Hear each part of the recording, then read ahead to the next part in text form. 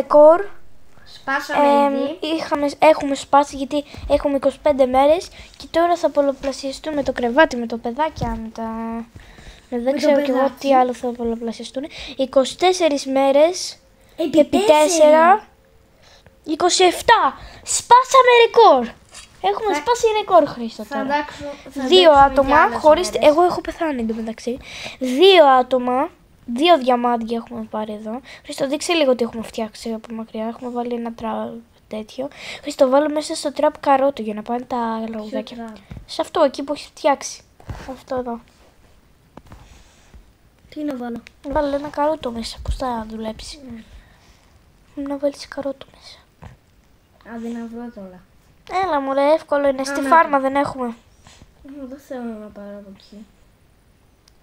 Τέλος πάντων, παιδιά, αυτά, και αν σας άρεσε κάντε μια εγγραφούλα, ένα like και μπορεί να κάνουμε ένα βίντεο, να δείξουμε ξέρω 100 μέρες, 50 μέρες, να μας το ζητήσετε, αλλά όχι πάνω από 100, έτσι, γιατί είναι λίγο δύσκολο.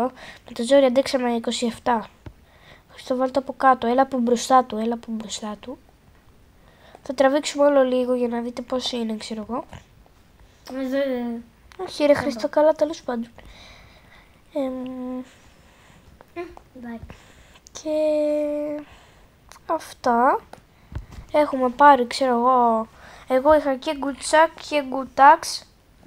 Ο σακ, για όσοι δεν ξέρουν, είναι... Να, εγώ είμαι πεθαμένη. Και με κουβαλάει ο Χρήστος για να με βλέπετε. Έχουμε εδώ φλογέρα. Είχαμε ένα λιγουδάκι, αλλά πέθανε επειδή από αυτά τα τραπ. Δεν ξέρω τι είναι αυτά. Έλα ρε Χρήστο, δεν ξέρεις να παίζεις μπάσκετ. Πέτα το μακριά. Ναι, ωραία μακριά. Λοιπόν, τέλος πάντων έχουμε φτιάξει 2 κρεβάτια. Χρήστο, μην κουνιάσαι και μην μιλάς λίγο. Χρήστο, περίμενε. Κυνηγάω την μπάλα. Και πήγαινε λίγο εκεί για να δουν τα παιδιά. Έχουμε βρει ένα παιδί. Γιατί παιδιά ήμασταν πολύ τέτοιο στις μέρες όλο πέθανα.